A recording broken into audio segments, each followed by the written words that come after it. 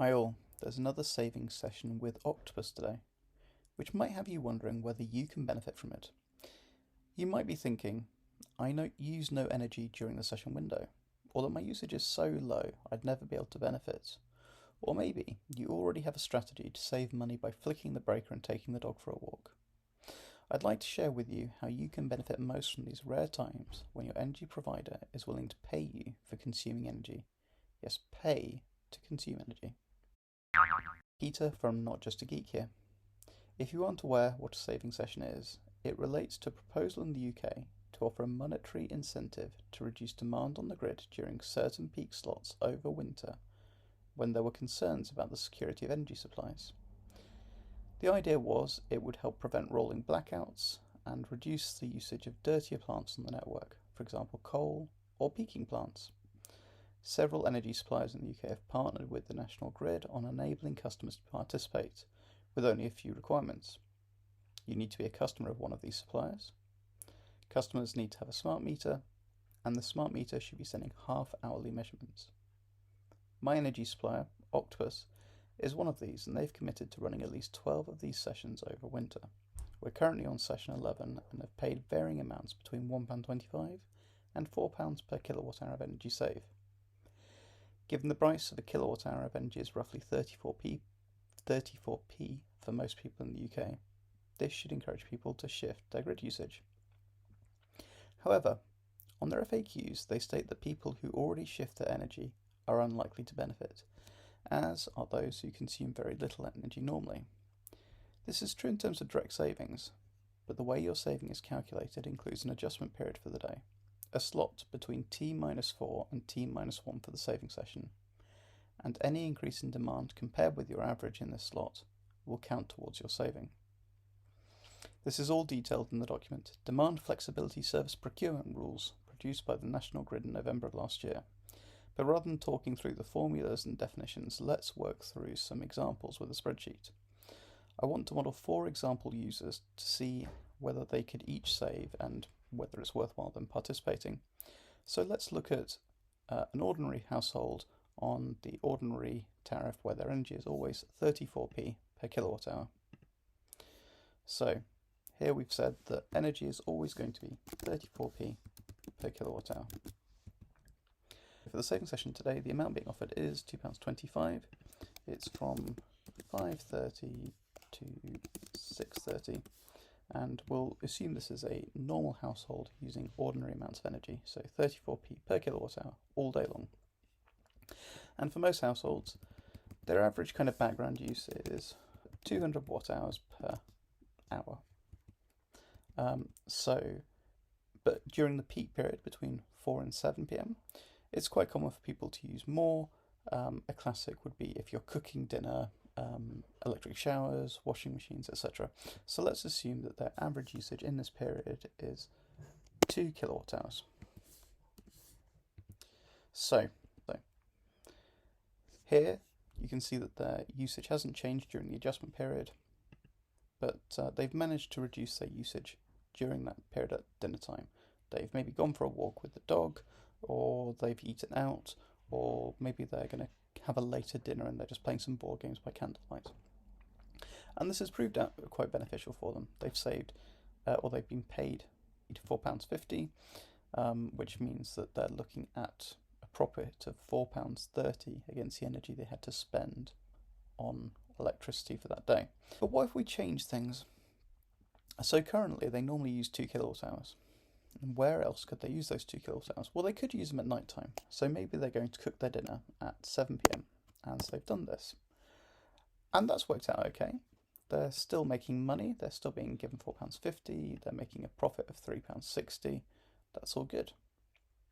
But their cost has gone up because they've had to use energy at that time. They're not being compensated for it. But if they were to move this to 4 o'clock, let's say they cooked their dinner between 4 and 4:30 and have an early dinner. In that scenario, they get paid more. So the in-day adjustment is 630 watt hours, so that's an extra 630 watt hours that they have saved. And that means that their compensation goes up. It goes from what it was previously at £4.50 to £5.92. So this is an ordinary household, on the standard tariff. What about a low energy user?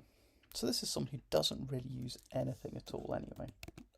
Let's assume they use nothing. They've maybe just got, a clock or something similar on.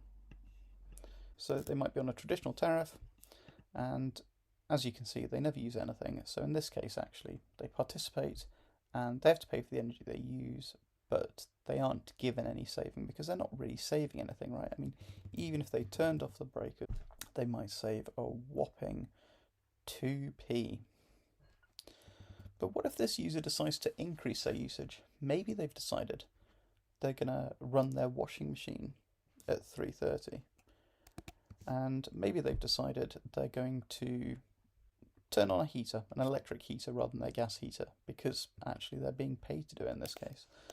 So they use that for an hour.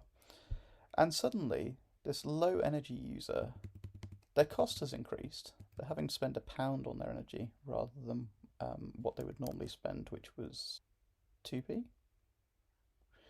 But their profit has gone up as well. So they're being paid £2.25 for that energy they're now using. And so even though the cost has gone up, they're actually making a profit of £1.22. So even someone who uses very little energy normally, by choosing to use energy, can be paid. And actually, they could use quite a lot potentially. So let's say they've got an electric fan heater and they've just put it on the whole time. They're now in the scenario where they've consumed 6 kilowatt hours of energy, which would normally have cost them about £2. Well, in fact, it will cost them £2. But they're being paid £4.50 to do it, which means they're making £2.50 profit from heating their home. So that was someone who's normally a very low user energy. What about someone who's got a home storage battery? Well, in that scenario, the tariffs might look slightly different. So let's assume for them that actually they normally use the Octopus Go tariff and they have a cheap period at night. And actually their usage is pretty much zero all the time because their battery is providing their energy. Okay. And in this scenario, it's a 10 kilowatt hour battery, so they're doing this. So on a normal day, if they were to participate, they would make no money and they would have spent their normal 75p on electricity. But what if they shift this? What if they shift it so that instead of doing that, they do 3, 3, 4? Now suddenly, instead of paying 75p for electricity, they're paying £3.40 for electricity. So it's costing them more for the energy they've used. Having said that, they now have a saving of 3.3 kilowatt hours, which means they're being compensated with £7.50. And their cost of energy changes from being 7.5p per kilowatt hour to... So let's look at the Octopus Cozy tariff. So these are people who have varying rates depending on the time of day. But actually they get penalised for using energy in that peak period between 4 p.m. and 7 p.m. So their usage then is likely to be very low. At this time, they're going to be using as little as they can. Maybe they're using 100 watt hours or so just to keep things ticking over, but they're not going to be wanting to use much energy generally. Having said that, the adjustment period would fit into when one of their cheap rate electricity slots is.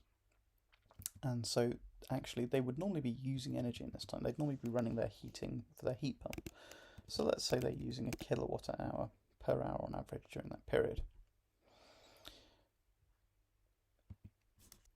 So in this scenario, again, we're not saving anything. I mean, they could potentially turn their breakers off and go walk the dog, and it'll save them a tiny bit of money. They'll make 60p or so, but it's not really worth the effort, I suspect.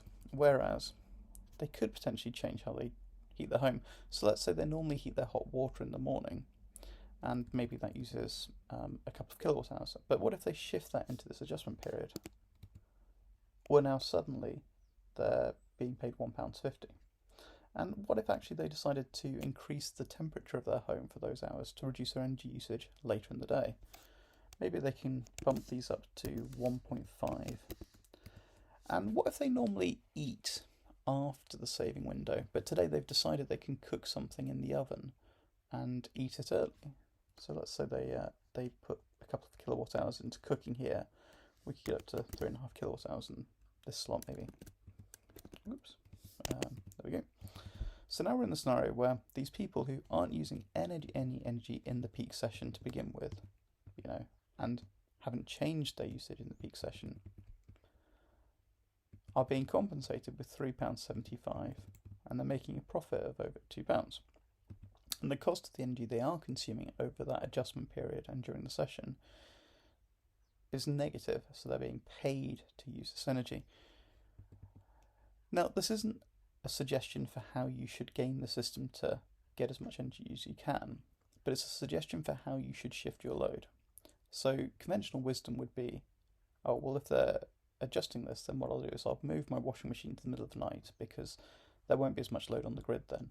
Or I'll cook later in the evening after the slot because actually I'm already home from work and that works for me.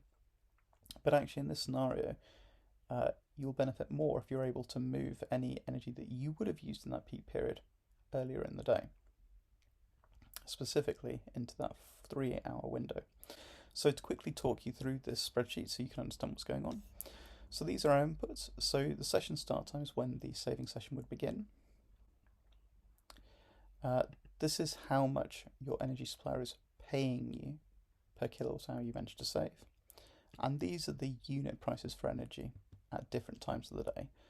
So for you it may just be 34p constantly, but for some it will vary. So for this cozy tariff, as I say, it's 54p during that 4 to 7 p.m. window, which is expensive. It's 20p-ish during that their off-peak window, which happens to align with the adjustment period largely, and it's 34p the rest of the day. So then we come to the adjustment period. So that is starting 4 hours before the slot, before the saving session, so 1:30, and finishing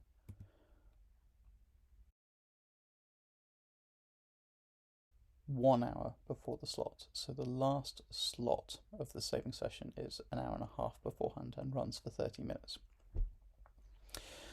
And the way these calculations work is they're all based on a 10-day average. So what is it for work days at least? So what is your average usage between 5:30 and 6:30 on a weekday for the last 10 days? And that's what we're going to this average usage slot. And the same for these slots here. Now, if it's on a weekend that they're doing the session, actually it's the average for the last 4 weekend days during each of those time slots.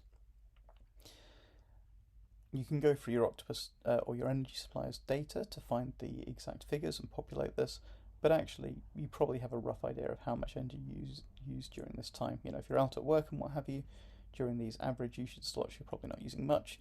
If you're normally cooking dinner, you're probably using a chunk of energy. So you can probably work it out without too much effort. Here we have some calculations. So the key thing here is that we effectively take the average of the slots, which is, so this is the saving or the difference for each of those slots.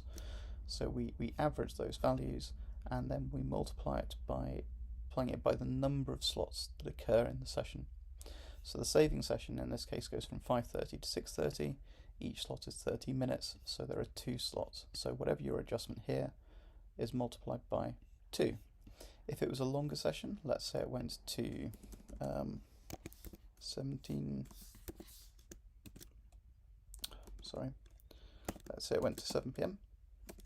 Can't type. Let's say it went to 7 p.m. In that scenario, the in-day adjustment is 2.5, and so your compensation and everything else increases as well. So this is the amount of energy that you're saving, even if you're not actually saving. The session saving is effectively just the inverse of the difference here. And then we have some brief cost calculations just for the energy you've consumed in that, which is simply a multiplication of the energy used during that period on the day, multiplied by however much energy would normally cost during that time. And then we have some outputs. So we've got consumed energy, so this is how much energy you've consumed over the adjustment period, over your load shifting during the session. We've got the energy saved, which is what Octopus is treating as energy saved. And so this is their calculation, this is what they will compensate you upon. And then we've got the compensation, which is how much you're being paid for this session, which is simply a multiplication of the energy saved against however much they're willing to give you per unit you save. And then to just make it easy to do some comparisons, we've got the total cost of electricity for that kind of session and the period beforehand. We've got your profit, which is the difference between the compensation and the cost. And we've got a kind of cost per kilowatt hour to show you how much you're paying per unit energy during this period. So if it's positive, it's costing you money. If it's negative, actually you're being paid to use this energy. Anyway, I hope this is helpful, and I'll catch up with you another time. Bye.